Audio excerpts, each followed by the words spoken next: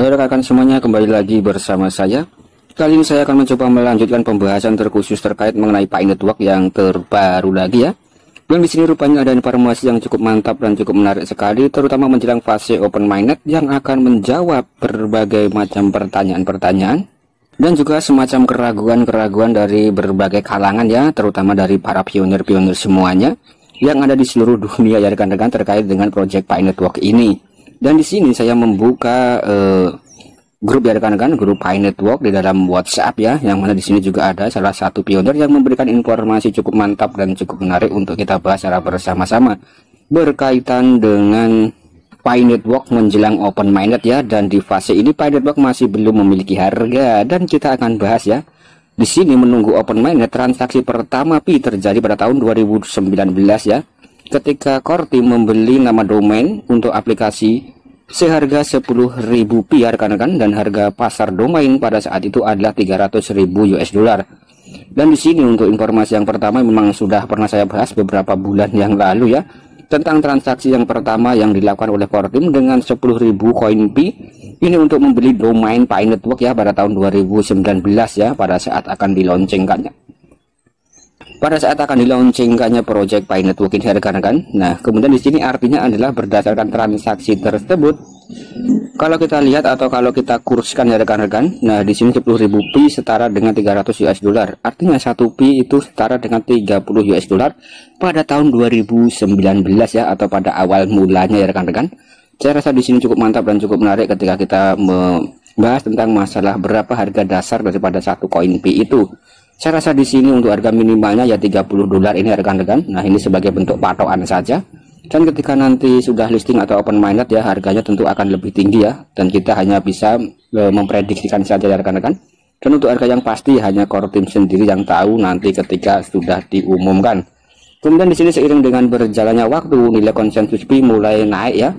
Pada tahun 2021 itu sempat berhembus kabar 1 Pi senilai dengan 100 dolar ya rekan-rekan. Kemudian bisa berubah menjadi 314.000 dolar, kemudian naik menjadi 6.700 US dollar ya. Kemudian yang paling viral adalah komunitas dari Cina membandrol 1 Pi sama dengan 314.000 dolar ya. Ini pada tahun 2022 awal ya. Jadi di sini sebagai bentuk informasi kepada para pionir semuanya ya, terkhusus untuk para pionir yang baru mulai menambang pada 3 bulan sampai 6 bulan belakangan ini ya, yang mungkin masih belum mengetahui tentang seluk-beluk daripada project Pi Network yang sangat fenomenal ini ya.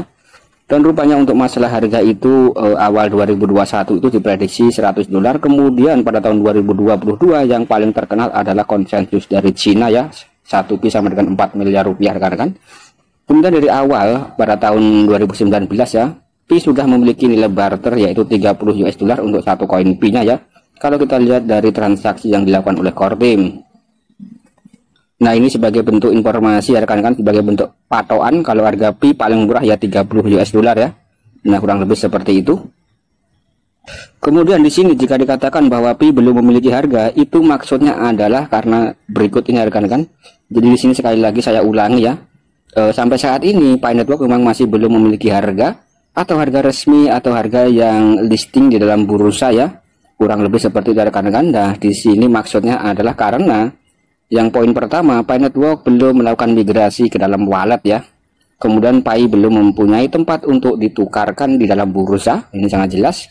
Kemudian berikutnya Pi belum terhubung dalam blockchain untuk pemakaian masif ya. Itulah sebabnya Core Team berusaha. Yang pertama di sini semakin banyak Pi yang bermigrasi ke dalam wallet kita ya rekan-rekan, dengan syarat yang lebih banyak yang KYC. Artinya di sini untuk rekan-rekan yang sudah KYC dan sudah melakukan semacam migrasi ya ke dalam dompet mainnet rekan-rekan. Nah, itu adalah saldo yang bisa memiliki harga atau memiliki nilai ya, baik dalam transaksi pada fase mainnet tertutup ini untuk barter peer to peer ya, dan kemudian nanti ketika listing dan koin yang ada di mainnet tersebut lah yang akan memiliki nilai jual ya rekan-rekan. Kemudian di sini juga Core Team membangun tempat pertukaran Pi atau exchange ya dengan barang dan jasa. Kemudian di sini juga menguji transaksi di dalam ekosistemnya sendiri melalui fase enclosed mainnet. Kemudian di sini juga mendorong komunitas untuk berpartisipasi dalam simpul atau node ya, dan mengcover secara global agar blockchain Pi siap untuk jaringan terbuka.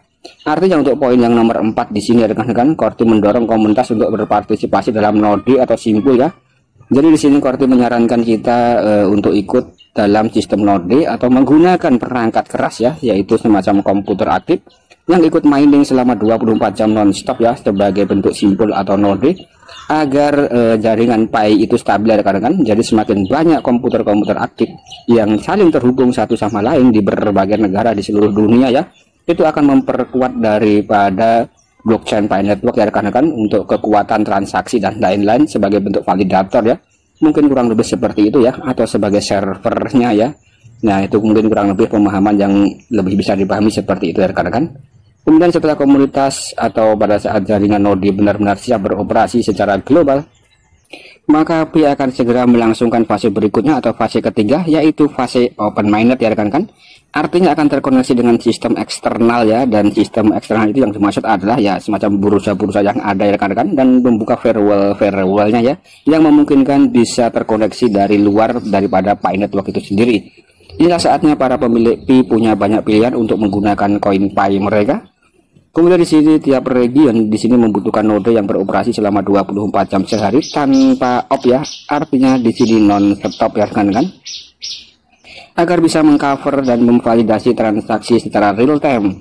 Jika ini benar-benar sudah siap, barulah jaringan terbuka akan diluncurkan oleh Core Time. Nah, ini sangat jos gandos, sangat mantap sekali ya rekan-rekan. Informasi yang benar-benar bisa dipahami secara sederhana ya oleh para kalangan awam sekalipun ya rekan-rekan, maupun sebagai pemula ya. Ini hanya sebagai bentuk informasi yang bisa dicerna dengan mudah. Kemudian jadi menunggu open mainnet adalah menunggu komunitas atau menunggu simpul atau node ya, dan juga softwarenya benar-benar siap beroperasi. Saya tidak tahu sudah berapa pionir atau yang menggunakan node saat ini yang sudah membuka port jaringan mereka dengan benar dan siap beroperasi.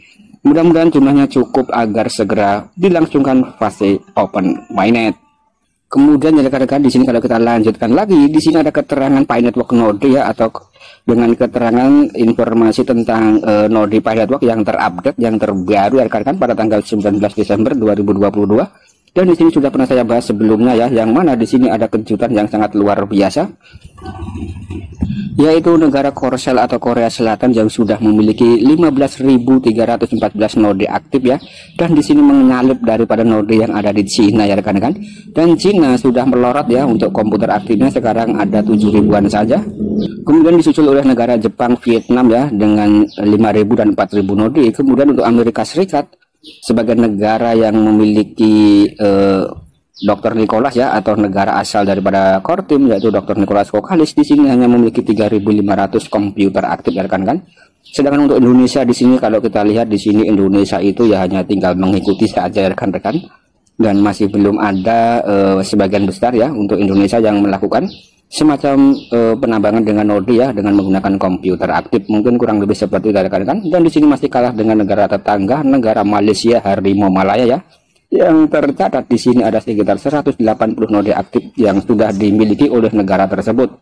Nah, oke rekan-rekan, itu tadi adalah sedikit daripada bentuk informasi pengenalan daripada kita sebelum masuki fase open mainnet, daripada perjalanan Pi Network ya, dari awal sampai akhir, tentang transaksi pertama yaitu sebesar 300.000 US dollar ya, yaitu senilai dengan 10.000 koin Pi. Artinya satu Pi itu minimal harusnya adalah 30 US dollar ya, atau sekitar ya mungkin 400 ribuan ya rekan-rekan. Itu harga di awal pada tahun 2019.